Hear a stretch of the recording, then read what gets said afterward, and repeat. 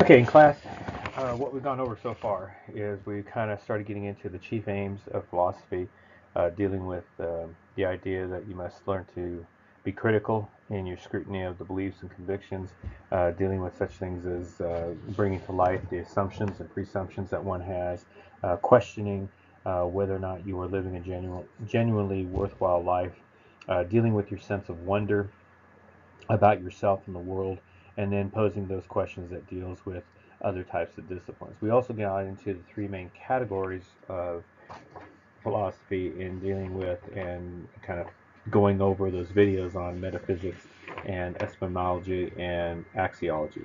Okay, so what we're going to get into now then is once you have began to formalize your ideas, your beliefs, those things that you hold and dealing with the questions that you want to find out in philosophy, then you have to start to build what's called philosophical arguments. Now, a philosophical argument is much different than other types of arguments. As you can see from the little cartoon picture there, just yelling back and forth with someone, you can constitute that as an argument. You can say that it's an argument, which it would be, but it's not a philosophical one. Okay. So what I'm going to do is kind of break down an outline for you. What are philosophical arguments then?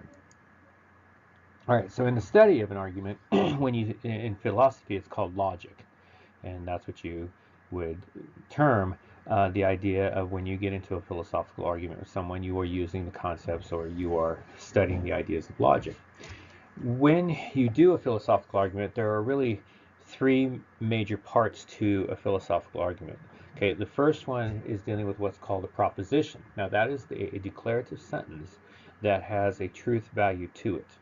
Okay, so for example, my proposition I'm going to give my philosophical argument to is that God exists. Okay, so that is my proposition. Now, the next part then would be dealing with a conclusion, which is a claim that helps to support my truth proposition. So, as I'm leading you through my philosophical argument as why God exists, when I get to the conclusion, then it's going to have to be a statement that's going to give relevance to my supporting thesis or supporting proposition of God existence. So I must have a really strong conclusion. Now, how do I do that? I do that with the third key component of a argument, and that is building my premises. Premises are those providing support, those statements that provide support to the conclusion then. Philosophical arguments can be simple, they can be complex, they can be somewhat very muddy in how they're proposed, and they can also be very clear and very concise in how they're being presented forward. But the key to it is that when you are coming up with these processes of reasoning, then you must be able to go from the premise to the conclusion in a very well mannered way of doing it. And it has to be very well built. It has to be able to step by step by step. And then there also is what's called being able to have each one of your statements being valid and truthful. And we're going to get a little bit more into that as well. But that's kind of how you set up an argument and how you bring it forward. Okay, arguments are not verbal fights or quarrels, but they are supporting of a thesis or a proposition. Oops. Okay, arguments come in many forms, but all must have these main components to have a philosophical argument then.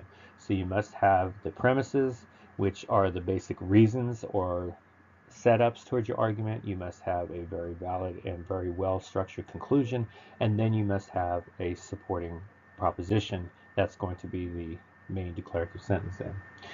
How do you tell the difference between what is a premise and what is a conclusion? The key there again is in what type of words that's being used and to be determined as to what are the main parts of your argument then. So for example, if I'm giving an argument that God exists and I come out and say, because of the fact that there's no way a human being or anything else that is so intricate and so specially designed can possibly come out just on spontaneous combustion, that would be able to make a conclusion then, therefore, that God must exist. Okay, very simplistic, very subtle argument. Okay, when I started out with my premise, I started out by saying the word because. Words such as because, since, due to the fact, reason being, those type of words are going to be words that are key in being able to set up and build your premises then, your argument. Then, once I've done that, I come out with another set of words such as therefore, it follows that, thus. And in this case, when I said the word thus, then I was stepping into my conclusion now and being able to give that last final support. Arguments can be both good and bad. Good arguments are able to provide a conclusion that's worthy of acceptance. They provide an inference that is solid and a premise that is true. Bad arguments fail to do so on one or all accounts. Okay, so not every philosophical argument is going to be good. In many cases, many philosophical arguments are very, very badly done and barely put together. All right, so this is the first part of the 3 videos that you're going to be watching to be able to explain how an argument sets up. The next part is going to get into talking about what's known as deductive and inductive reasoning.